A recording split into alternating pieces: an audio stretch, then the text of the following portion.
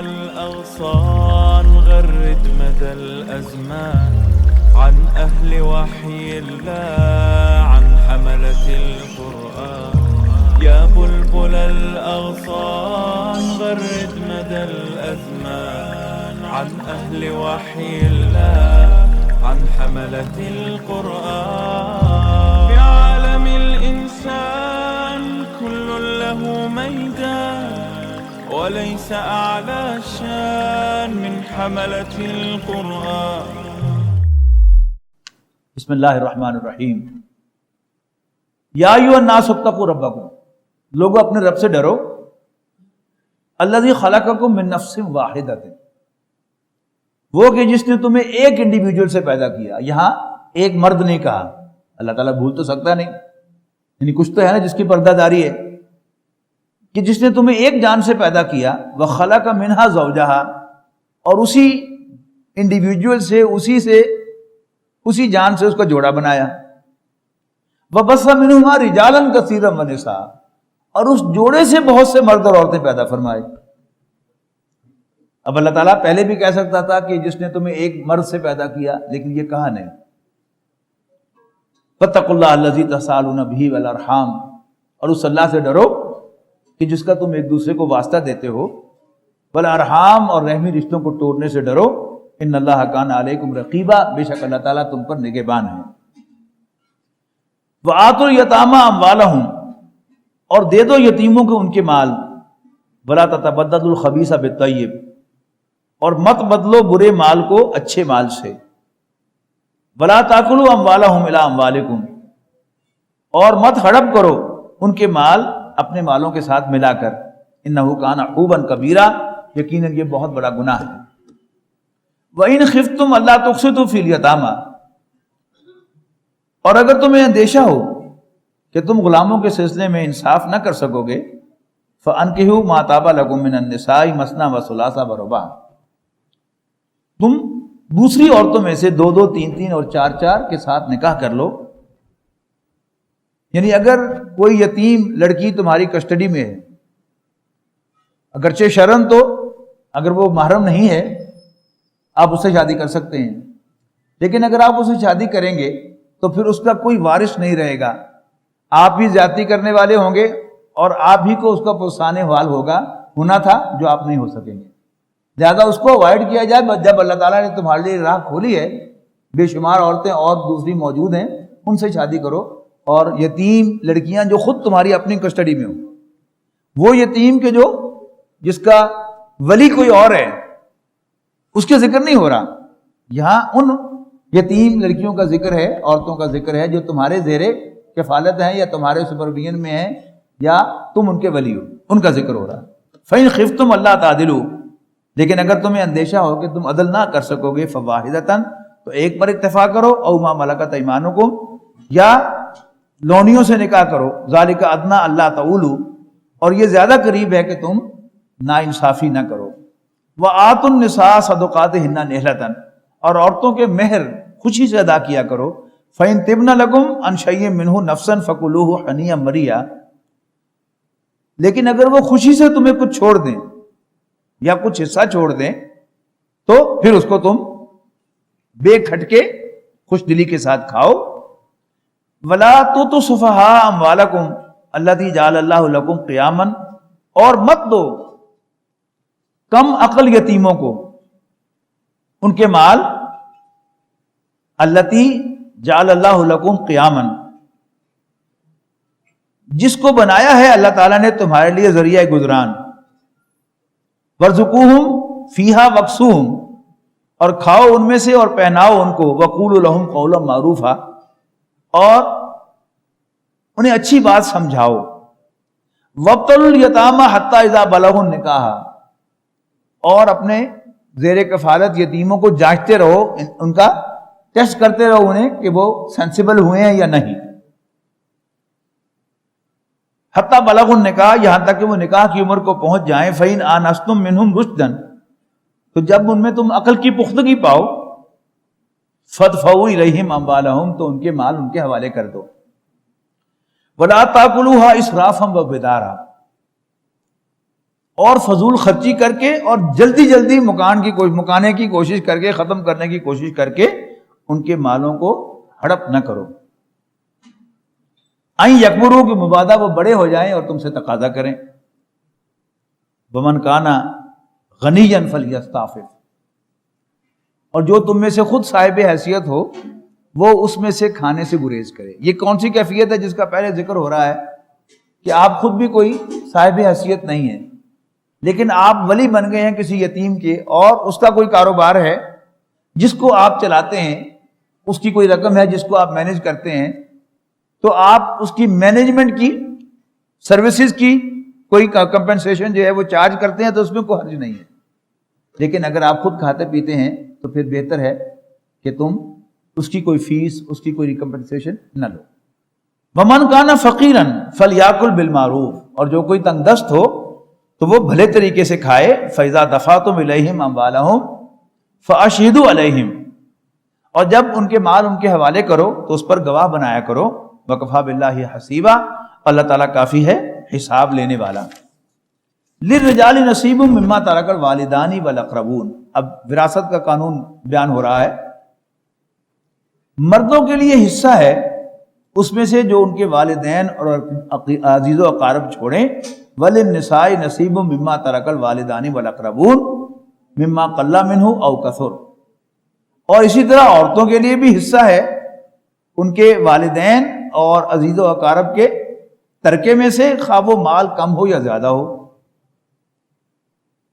نصیبا مفروضہ، یہ حصہ مقرر ہے اللہ تعالیٰ کی جانب سے، فرض کیا گیا ہے۔ وَإِذَا حَضَرَ الْقِسْمَةَ أُولُو الْقُرْبَى وَالْيَتَامَى وَالْمَسَاكِينُ فَارْزُقُوهُم مِّنْهُ وَقُولُوا لَهُمْ قَوْلًا مَّعْرُوفًا، اور جب وراثت تقسیم ہو رہی ہو اور اس وقت موجود ہوں یتیم مسکین اور تمہارے دوسرے عزیز و اقارب، لیکن ہو وہ تنگ دست، تو ان کو بھی دو اس میں سے، اور ان کے ساتھ معقول بات کرو، یعنی ڈانٹ کر انہیں پڑے نہ کرو۔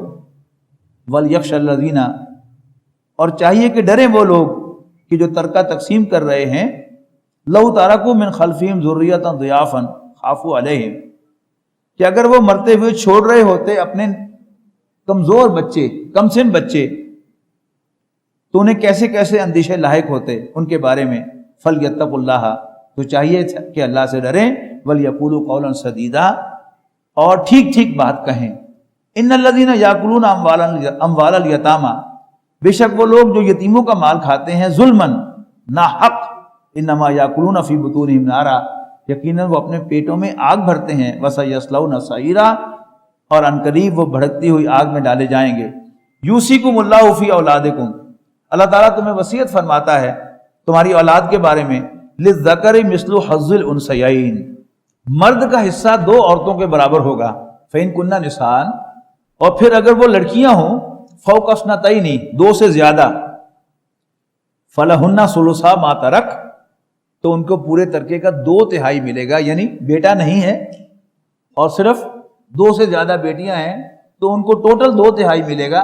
1/3 جو ہے وہ پھر اس کا کوئی اور مصرف ہوگا، اس لیے کہ بیٹی جو ہے اس نے بہرحال اپنے والدین کا گھر چھوڑ کر اپنے شوہر کے ہاں جانا ہے، تو وہ اپنے والدین کی لک آفٹر پر نہ ذمہ دار ہے اور نہ ہی وہ کر سکتی ہے۔ اچھا، اب بوڑھے والدین پھر کس کی لائبلٹی ہوں گے؟ وہ اپنے بھائیوں کی لائبلٹی ہوں گے، اور اگر بھائی نہیں ہے تو پھر بھائیوں کی بیٹے جو ہیں ان کی لائبلٹی ہوں گے، پھر لہٰذا یہ 1/3 جو ہے پھر شریعت کے مطابق ان کی طرف جائے گا، اور یہ بات اکثر لوگوں کو ہم میں سے معلوم نہیں ہے۔ فَإِن كُنَّ نِسَاءً فَوْقَ اثْنَتَيْنِ، پھر اگر وہ 2 سے زیادہ عورتیں ہوں، فَلَهُنَّ ثُلُثَا مَا تَرَكَ، تو ان کو پورے مال کا 2/3 ملے گا۔ وَإِن كَانَتْ وَاحِدَةً، اور اگر صرف ایک بیٹی ہو، فَلَهَا النِّصْفُ، تو اس کو پورے مال کا نصف ملے گا۔ وَلِأَبَوَيْهِ لِكُلِّ وَاحِدٍ مِّنْهُمَا السُّدُسُ مِمَّا تَرَكَ إِن كَانَ لَهُ وَلَدٌ، اگر کوئی صاحب اولاد جس کا کوئی بیٹا ہو وہ فوت ہوگا اور اس کے بوڑھے والدین بھی زندہ ہوں گے، تو ان دونوں کو ترکے کا 1/6 ملے گا، 1/6۔ فَإِن لَّمْ يَكُن لَّهُ وَلَدٌ، اور اگر مرنے والے کا کوئی بیٹا نہ ہو، اولاد نہ ہو، وَوَرِثَهُ أَبَوَاهُ، تو پورا کو پورے مال کے وارث جو ہیں وہ بوڑھے والدین بن جائیں گے. فَلِأُمِّهِ الثُّلُثُ، ماں کو تیسرا حصہ ملے گا اور باپ کو 2 حصے ملیں گے 3 میں سے. فَإِنْ كَانَ لَهُ إِخْوَةٌ، اور اگر مرنے والے کے بھائی بہن ہوں، فَلِأُمِّهِ السُّدُسُ، تو ماں کو چھٹا حصہ ملے گا. من بعد وصیت یوصی بہا او دین، وصیت جو اس نے کی ہو اس کو پورا کرنے کے بعد اور قرض کی ادائیگی کے بعد.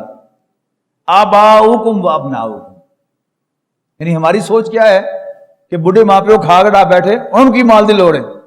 اللہ تعالیٰ کیا کہہ رہا ہے سنیں، آباؤکم و ابناؤکم، تمہارے ماں باپ یا تمہاری اولاد، لا تدرون ایہم اقرب لکم نفعا، تمہیں نہیں معلوم کہ تمہارے لیے نفع بخش ان دونوں میں سے کون ہے.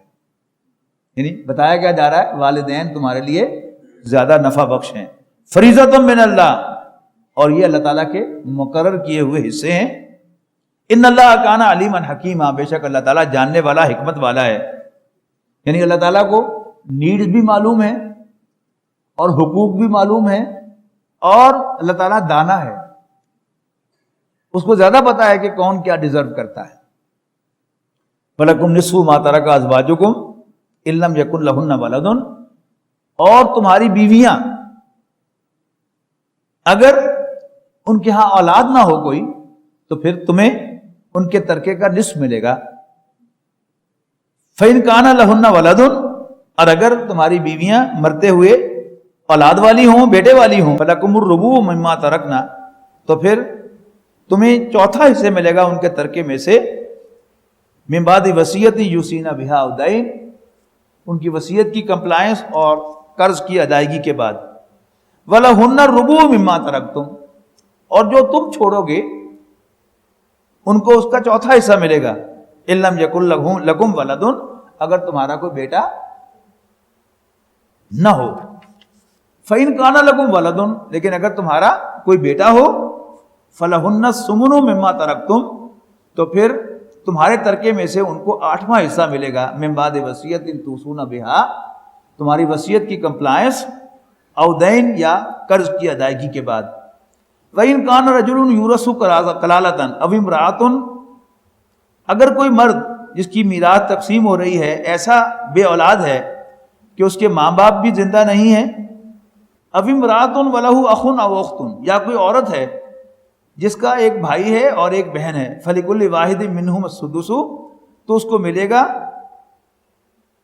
ملے گا ہر ایک کو ان دونوں میں سے چھٹا حصہ. فَإِن كَانُوا أَكْثَرَ مِنْ ذَلِكَ، لیکن اگر بھائی بہن اس سے زیادہ ہوں، یعنی 2 سے زیادہ ہوں ٹوٹل، فَهُمْ شُرَكَاءُ فِي الثُّلُثِ، تو وہ 1/3 کے اندر سب شریک ہوں گے. من بعد وصیت یوصى بہا او دین، کا وصیت کی کمپلائنس اور قرض کی ادائیگی کے بعد، غیر مضار، بشرطے کہ یہ وصیت ضرر رسا نہ ہو. وصیت من اللہ، یہ اللہ تعالیٰ کی طرف سے جاری کیا ہوا حکم ہے. واللہ علیم حلیم، اور اللہ تعالیٰ جاننے والا بردبار ہے. تلک حدود اللہ، یہ اللہ کی حدیں ہیں. ومن یطع اللہ ورسولہ، اور جو کوئی بھی اللہ اور اس کے رسول کا کہنا مانے گا، یدخلہ جنات تجری من تحتہا الانہار، تو اللہ تعالیٰ اس کو ایسے باغات میں داخل کرے گا جن کے نیچے نہریں بہتی ہوں گی، خالدین فیہا، ہمیشہ ہمیشہ ان میں رہنے کے لیے. وذالک الفوز العظیم، اور یہ ہے بڑی کامیابی. ومن یعص اللہ ورسولہ، اور جو کوئی اللہ اور اس کے رسول کی نافرمانی کرے گا، ویتعدی حدودہ، اور اللہ تعالیٰ کی حدود کو کراس کرے گا، یدخلہ نارا خالدا فیہا، تو اللہ تعالیٰ اس کو ایسی آگ میں داخل کرے گا ہمیشہ ہمیشہ رہنے کے لیے، آگ میں داخل کرے گا ہمیشہ ہمیشہ اس میں رہنے کے لیے. وَلَهُ عَذَابٌ مُّهِینٌ، اور اس کے لیے ہیوملیٹنگ پنشمنٹ یعنی توہین آمیز عذاب ہوگا. وَاللَّاتِي یَأْتِینَ الْفَاحِشَةَ مِن نِّسَائِکُمْ، اور وہ عورتیں جو برائی کا ارتکاب کریں، من نسائکم، تمہاری عورتوں میں سے، فاستشہدوا علیہن اربعۃ منکم، تو ان پر 4 مرد اپنوں میں سے گواہ لاؤ. فَإِن شَهِدُوا، پھر اگر وہ گواہی دے دیں، فَأَمْسِكُوهُنَّ فِي الْبُيُوتِ، تو ان عورتوں کو گھروں میں قید کر دو، حَتَّى يَتَوَفَّاهُنَّ الْمَوْتُ، یہاں تک کہ انہیں موت آ جائے، او یجعل اللہ لہن سبیلا، یا اللہ تعالیٰ ان کے لیے کوئی راہ نکال دے۔ وہ راہ جا کر نکلے گی پھر 18ویں پارے میں سورہ نور کے اندر، واللذانی یاتیانہا منکم فآذوہما، اور جو دو مرد ارتکاب کریں بدکاری کا تم میں سے، فآذوہما، تو ان دونوں کو اذیت دو جسمانی اور ذہنی، فإن تابا، پھر اگر وہ تائب ہو جائیں، وأصلحا، اور اپنی اصلاح کر لیں، فأعرضوا عنہما، تو پھر ان کا پیچھا چھوڑ دو۔ ان اللہ کان توابا رحیما، بے شک اللہ تعالیٰ توبہ کا قبول فرمانے والا، رحم فرمانے والا ہے۔ انما التوبۃ علی اللہ للذین یعملون السوء بجہالۃ ثم یتوبون من قریب فاولئک یتوب اللہ علیہم، یقیناً ان لوگوں کی توبہ جو برائی کریں لا علمی میں یا جذبات میں آ کر، ثم یتوبون من قریب، اور پھر فوراً ہی توبہ کرنے، اللہ تعالیٰ نے اپنے اوپر لازم کی ہے کہ وہ ان کو قبول کرے گا۔ یعنی اللہ تعالیٰ پر کوئی چیز جو ہے وہ لازم نہیں کی جا سکتی، لیکن وہ خود کہے کہ یہ میرے اوپر لازم ہے، تو اللہ تعالیٰ یہاں پر اعلان فرما رہا ہے ایسے لوگوں کی توبہ قبول کرنا میرے اوپر لازم ہے کہ جو لا علمی میں یا جذبات میں آ کر گناہ کر بیٹھیں لیکن فوراً توبہ کر لیں اس کے بعد، تو ایسے لوگوں کی توبہ اللہ تعالیٰ لازماً قبول کرے گا۔ فاولئک یتوب اللہ علیہم، تو یہ وہ لوگ ہیں جن کی توبہ اللہ تعالیٰ قبول فرمائے گا۔ وکان اللہ علیما حکیما، اور اللہ تعالیٰ جاننے والا، حکمت والا ہے۔ اس کے برعکس ولیست التوبۃ للذین یعملون السیئات، اور ایسے لوگوں کی کوئی توبہ نہیں ہے کہ جو برائیاں کرتے رہیں، حتی اذا حضر احدہم الموت، یہاں تک کہ ان میں سے کسی کو موت آ جائے، قال انی تبت الآن، اس وقت وہ کہے کہ میں اب توبہ کرتا ہوں، وللذین یموتون وہم کفار، اور نہ ہی کوئی توبہ قبول ہوگی ان لوگوں کی جو حالت کفر میں مر جائیں، اولئک اعتدنا لہم عذابا علیما، یہ وہ لوگ ہیں کہ جن کے لیے ہم نے دردناک عذاب تیار کر رکھا ہے۔ اس کے بین کیا ہے؟ بین الخوف والرجا، کہ اللہ تعالیٰ کا ڈر بھی انسان کے دل میں رہنا چاہیے، اس کی پنشمنٹ کا، اس کے عذاب کا، اور اس کی رحمت کی امید بھی ہونی چاہیے، جس کے لیے حدیث میں الفاظ ہیں بین الخوف والرجا، خوف اور امید کے درمیان۔ پھر اگر ایگزیکٹلی ان کو اگر نوٹ کرنے کی کوشش کی جائے کہ کس موقع پر کیا کرنا ہے، گناہ کرنے سے پہلے انسان کے دل میں اللہ تعالیٰ کا خوف ہونا چاہیے کہ انسان اللہ سے ڈر کر وہ گناہ نہ کرے، لیکن اگر گناہ ہو جائے تو پھر انسان کو توبہ و استغفار کرنی چاہیے اور اللہ تعالیٰ سے امید رکھنی چاہیے کہ وہ اسے معاف کرے گا۔ اگر یہ بات انسان کے ذہن میں نہ آئے تو ایک بغاوت کا اندیشہ ہے، جسے ہم پنجابی محاورے میں کہتے ہیں کہ چلو ستیہ ناش تو ہو ہی گیا، اب سوا ستیہ ناش صحیح، یہ انسان کو پھر ادھر لے کے جاتی ہے۔ اگر اس کو یہ احساس ہو کہ میں تو گناہ کبیرہ کا ارتکاب کر بیٹھا ہوں، اب میرے لیے توبہ کی کوئی گنجائش نہیں ہے، لہذا گناہ کے ہو جانے کے بعد انسان کو اللہ تعالیٰ سے امید رکھنی چاہیے کہ میں توبہ کر لوں گا اور اللہ تعالیٰ مجھے معاف کر دے گا۔ البتہ توبہ جو ہے یہ کوئی وظیفہ نہیں ہے، توبہ ندامت کا نام ہے اور برائی کو چھوڑ کر نیکی کے راستے کو اختیار کرنے کا نام ہے۔ اور اگر کافر ہے تو ایمان لانا اس کے لیے شرط ہے، اور صاحب ایمان کا جو ایمان زائل ہوا ہے اللہ تعالیٰ کے نافرمانی کی وجہ سے، اس کو دوبارہ اثر نو تازہ کرنے کی بھی ضرورت ہے۔ البتہ اس میں پھر ایک ضمنی نوٹ ہے کہ توبہ کرتے ہوئے برائی کا چھوڑنا لازم ہے، اور یہ عزم ضروری ہے کہ میں آئندہ نہیں کروں گا، لیکن اگر ہو جائے آئندہ پھر گناہ انسان سے، تو پھر وہی چیز ہے کہ انسان اللہ تعالیٰ سے توبہ استغفار کرے اور کبھی بھی یہ نہ سمجھے کہ توبہ کا دروازہ بند ہو گیا۔ بڑی خوبصورت ربائی ہے فارسی کی، باز آ ہر آنچے ہستی باز آ، تو جو کچھ بھی ہے باز آ جا، چھوڑ دے، گر کافر و گبر و بت پرستی باز آ، تم کافر تھے یا بت پرست تھے یا what ever you have done, باز آ جا، این درگاہ نا امیدی نیست، یہ میری بارگاہ جو ہے یہ نا امید کرنے والی بارگاہ نہیں ہے، 100 بار اگر توبہ شکستی باز آ، 100 بار بھی تم نے توبہ کر کے پھر توڑی ہے، پھر بھی مایوس نہ ہو، میرے دروازے پر آ جا، میرا دروازہ کھٹکھٹا، مجھ سے معافی مانگ، میں تجھے بخشنے کے لیے تیار ہوں۔ تو والذین یموتون وہم کفار اولئک اعتدنا لهم عذابا علیما یا ایھا الذین آمنوا لا یحل لکم ان ترثوا النساء کرہا، اے ایمان والو تمہارے لیے جائز نہیں ہے کہ تم عورتوں کو زبردستی اپنی میراث میں لے لو، یعنی اپنی ذاتی ماں کے علاوہ جو بھی باپ کی بیوی ہے اس کو اپنی منکوہا سمجھ لینا کہ یہ بھی باپ کی جائیداد ہے جو میرے ورثے میں مجھے مل گئی ہے۔ یہ عربوں کے ہاں ان پریکٹس تھا، اگرچہ انتہائی مکروہ عمل سمجھا جاتا تھا۔ اب قرآن مجید میں باقاعدہ اس کی ممانعت آ رہی ہے کہ تمہارے لیے جائز نہیں ہے کہ تم میراث بنا لو عورتوں کو زبردستی، ولا تعضلوہن لتذهبوا ببعض ما آتیتموہن، اور نہ ہی ان پر دباؤ ڈالو اس غرض سے کہ ہڑپ کر جاؤ کچھ حصہ اس کا جو تم نے انہیں بصورت مہر دیا ہے۔ الا ان یاتین بفاحشۃ مبینۃ، سوائے اس کے کہ وہ کسی صحیح صریح بدکاری کا ارتکاب کریں، وعاشروہن بالمعروف، اور عورتوں کے ساتھ اچھا برتاؤ کرو، الا ان یاتین فإن کرہتموہن، پھر اگر ناپسند ہو وہ تمہیں، فعسیٰ ان تکرہوا شیئا ویجعل اللہ فیہ خیرا کثیرا، تو ذہن میں رکھو کیا جب کوئی شے تمہیں ناپسند ہو لیکن اللہ تعالیٰ اسی میں تمہارے لیے کوئی خیر رکھ دے۔ وَإِنْ أَرَدْتُمُ اسْتِبْدَالَ زَوْجٍ مَكَانَ زَوْجٍ، اور اگر تم اپنی بیوی کو کسی دوسری بیوی سے بدلنا چاہو، یعنی پہلی کو طلاق دے کر دوسری کو لانا چاہو، وَآتَيْتُمْ إِحْدَاهُنَّ قِنْطَارًا، اور تم نے ان میں سے کسی کو ڈھیروں مال دیا ہو مہر میں، فَلَا تَأْخُذُوا مِنْهُ شَيْئًا، تو اس میں سے کچھ بھی واپس نہ لو۔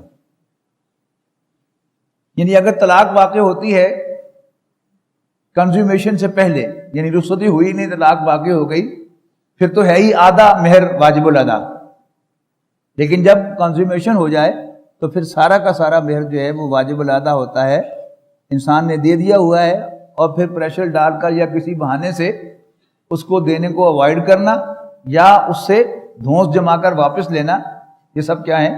یہ حرام اعمال ہیں، لیکن بہرحال یہ ہیلوں بہانوں سے آج بھی دنیا میں ہوتا ہے۔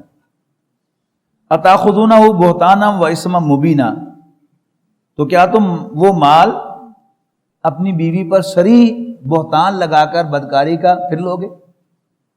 آج بھی جب طلاق ہوتی ہے آپ وکیل صاحب کے پاس چلے جاتے ہیں کچہری میں، تو وہ تو پھر آپ کو ایک ہی راستہ بتاتے ہیں کہ آپ کے ہاتھ میں کچھ نہیں، ہاں اگر آپ بھی مقدمہ دائر کر دیں جھوٹا کہ یہ میری بیوی جو تھی یہ بدکار تھی، تو پھر شاید آپ کو مہر واپس مل سکتا ہے۔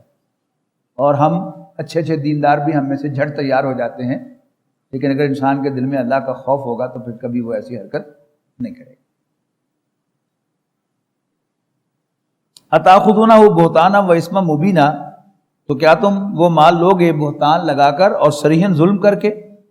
فَكَيْفَ تَأْخُذُونَهُ وَقَدْ أَفْضَىٰ بَعْضُكُمْ إِلَىٰ بَعْضٍ، بھلا تم یہ مال واپس لے کیسے سکتے ہو جبکہ تم ایک دوسرے کے ساتھ یکجان ہو چکے ہو؟ وَأَخَذْنَا مِنْكُمْ مِيثَاقًا غَلِيظًا، اور وہ تم سے پختہ عہد لے چکی ہیں۔ وَلَا تَنكِحُوا مَا نَكَحَ آبَاؤُكُمْ، اور مت نکاح کرنا ان سے جن سے تمہارے باپوں نے نکاح کیا ہو عورتوں میں سے، الا ما قد سلف، مگر جو ہو چکا، انہ کان فاحشۃ و مقتا، یقیناً یہ کھلی بے حیائی ہے اور ایک یہ قابل نفرت عمل ہے، وساء سبیلا، اور بہت برا راستہ ہے۔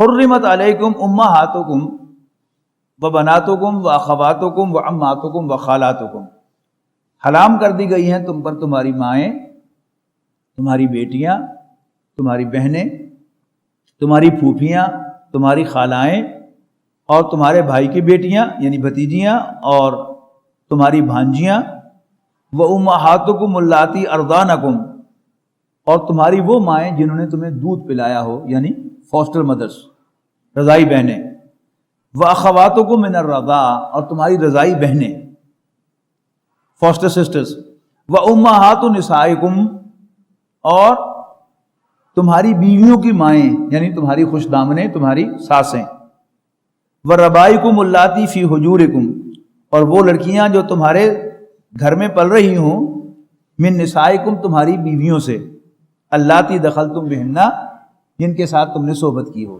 یعنی یہ اصول یہ ہے کہ نکاح سے جو اصل ہے وہ حرام ہو جاتی ہے، یعنی جب ایک مرد اور ایک عورت کے درمیان نکاح ہوگا تو صرف نکاح سے ایک دوسرے کے ماں باپ جو ہیں وہ ہمیشہ ہمیشہ کے لیے حرام ہو جاتے ہیں۔ لیکن جب جنسی تعلق بھی قائم ہو جاتا ہے، یعنی رخصتی ہو جائے، کنزیومیشن ہو جائے، تنہائی مل جائے، تو پھر اس کے بعد ایک دوسرے کی اولاد بھی حرام ہو جاتی ہے۔ تو یہاں اسی کا ذکر ہے کہ تمہاری وہ بیویاں کہ جن سے تم نے ہم بستری کی ہو، ان کی بیٹیاں بھی تم پر حرام ہیں۔ فَإِن لَمْ تَكُونُوا دَخَلْتُمْ بِهِنَّ، اور لیکن اگر تم نے ان سے صحبت نہیں کی، فَلَا جُنَاحَ عَلَيْكُمْ، تو پھر تم پر کوئی گناہ نہیں ہے۔ وَحَلَائِلُ أَبْنَائِكُمُ الَّذِينَ مِنْ أَصْلَابِكُمْ، اور تمہارے حقیقی بیٹوں سے تمہاری بہویں وہ بھی تم پر حرام ہیں۔ وَأَن تَجْمَعُوا بَيْنَ الْأُخْتَيْنِ، اور دو بہنوں کو بیک وقت اپنے نکاح میں رکھنا یہ بھی تم پر حرام ہے۔ اس پر نبی اکرم صلی اللہ علیہ وسلم نے مزید اضافہ فرمایا کہ جو عورت کے محرم رشتے ہیں کہ اگر ان میں سے ایک کو مرد اور ایک کو عورت سمجھا جائے تو ان کا نکاح نہ ہو سکے، وہ بھی تم پر حرام ہے۔ یعنی بیوی کی خالہ، بیوی کی پھوپھی، بیوی کی بھانجی، بیوی کی بھتیجی، یہ بھی یک وقت جو ہیں بیوی کے ساتھ جمع نہیں ہو سکتی۔ جیسے دو بہنیں جمع نہیں ہو سکتی، خالہ اور بھانجی بھی اکٹھی نہیں ہو سکتی، پھوپھی اور بھتیجی بھی اکٹھی نہیں ہو سکتی۔ الا ما قد سلف، مگر جو کچھ ہو چکا۔ ان اللہ کان عفو غفور الرحیم، بے شک اللہ تعالیٰ بخشنے والا مہربان ہے۔ یہاں پر چوتھا پارہ ختم ہو جاتا ہے، لیکن یہاں نوٹ کیجئے گا کہ اس آخری آیت جو ہے غفور الرحیمہ، اس کے اوپر لا لکھا ہوا ہے، اس کا مطلب ہے کہ جملہ مکمل نہیں ہوا۔ لیکن ہمیں جو عام طور پر ہمارے یہاں حفظ کرایا جاتا ہے وہ سپاروں کے حساب سے کرایا جاتا ہے، اور یہ ایسی وحی الہی سمجھی جاتی ہے کہ ہمارے حفاظ جو ہیں وہ تراویح جو ہیں اگر انہوں نے چوتھا پارہ پڑھانا ہے تو ایسا نہیں کریں گے کبھی بھی کہ وہ حرمت سے پہلے ختم کر دیں ایک آیت چھوڑ کر، وہ یہیں پر ختم کرے گی اور اگلے دن والمحصنات من النساء سے شروع کریں گے، جو بالکل ایمبیگوس جملہ ہے، اسے کچھ معنی نہیں ہے۔ اتنی بھی تکلیف گوارا نہیں کرتے کہ اگلے دن جو ہے وہ یہ آیت دوبارہ پڑھ کے حرمت علیکم امہاتکم وبناتکم پڑھ کے اور پھر اگلی آیت پڑھ لیں، نہیں، والمحصنات سے شروع کریں گے۔ والمحصنات من النساء، اب یہ حرمت کے ساتھ اٹیچڈ ہے۔ اسی طرح حرام ہیں محصنات، حصن کہتے ہیں حصار کو، یعنی ہر وہ عورت کے جو نکاح کے حصار میں ہے، یعنی جس کا شوہر زندہ ہے، یا جس کا شوہر زندہ ہے وہ کیا ہے، وہ شوہر والی ہے، اس کا شوہر مر گیا ہے یا اس کے شوہر نے اس کو طلاق دی ہے، اب وہ آزاد عورت ہے، لیکن جب تک وہ کسی خامن کے نکاح کے حصار میں ہے تو وہ بھی حرام ہے۔ حالانکہ وہ جو پہلے بیان ہوئے ہیں ساری محرمات ان میں نہ ہو، لیکن یعنی سادہ لفظوں میں آپ کہہ سکتے ہیں کہ ہر شادی شدہ عورت حرام ہے، اس کے ساتھ نکاح نہیں ہو سکتا جب تک اس کا شوہر فوت نہ ہو جائے یا وہ طلاق نہ دے دے۔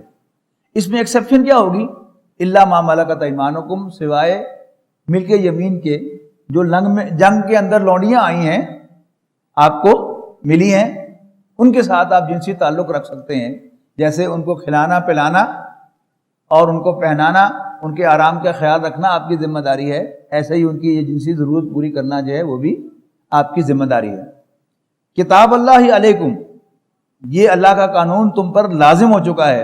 وَأُحِلَّ لَكُمْ مَا وَرَاءَ ذَلِكُمْ، ہاں اس کے علاوہ سب کی سب عورتیں تمہارے لیے حلال ہیں، ان تبتغوا بِأَمْوَالِكُمْ مُحْسِنِينَ غَيْرَ مُسَافِحِينَ، کہ تم انہیں اپنے مالوں سے یعنی ان کا مہر ادا کر کے تم ان سے نکاح کرو، محسنین، قید نکاح میں لانے کے لیے، غیر مصافحین، نہ کہ بدکاری کرنے کے لیے۔ قید نکاح کیا ہے کہ انسان نکاح کرے ان پرنسپل ساری عمر کے لیے، اس کے بعد موت واقع ہو جائے یا کل آپ کا پروگرام بن جائے کہ نہیں میں اس عورت کو طلاق دینا چاہتا ہوں، تو یہ تو نکاح ہے۔ لیکن اگر پہلے سے مدت طے کر دی جائے تو وہ متاع ہے، اس کو نکاح نہیں کہتے۔ فَمَسْتَمْتَعْتُمْ بِهِ مِنْهُنَّ فَآتُوهُنَّ أُجُورَهُنَّ، اور پھر جو لطف تم ان سے اٹھاؤ، جو فائدہ تم ان سے حاصل کرو، تو آتوہن اجورہن فریضۃ، تو ان کا مہر ادا کرنا وہ تمہارے اوپر لازم ہے۔ ولا جناح علیکم فیما تراضیتم بہ من بعد الفریضہ، اور کچھ گناہ نہیں ہے تم پر کسی سمجھوتے میں جو باہمی رضامندی سے طے پائے مہر کے مقرر کرنے کے بعد، کہ تم باہمی رضامندی سے وہ چھڑوا لو، معاف کرا لو تو یہ تو ٹھیک ہے، لیکن مہر طے کرنے کے بعد اس کو نہ دینا جو ہے یہ بڑا گناہ ہے۔ نبی اکرم صلی اللہ علیہ وسلم نے فرمایا کہ جو شخص کسی عورت سے نکاح کرتا ہے اور اس کا مہر دینے کا ارادہ نہیں ہوتا، تو وہ قیامت کے دن ایسے اٹھایا جائے گا جیسے اس نے اپنی بیوی کے ساتھ بدکاری کی۔ ان اللہ کان علیما حکیما، بے شک اللہ تعالیٰ جاننے والا، حکمت والا ہے۔ وَلَقَدْ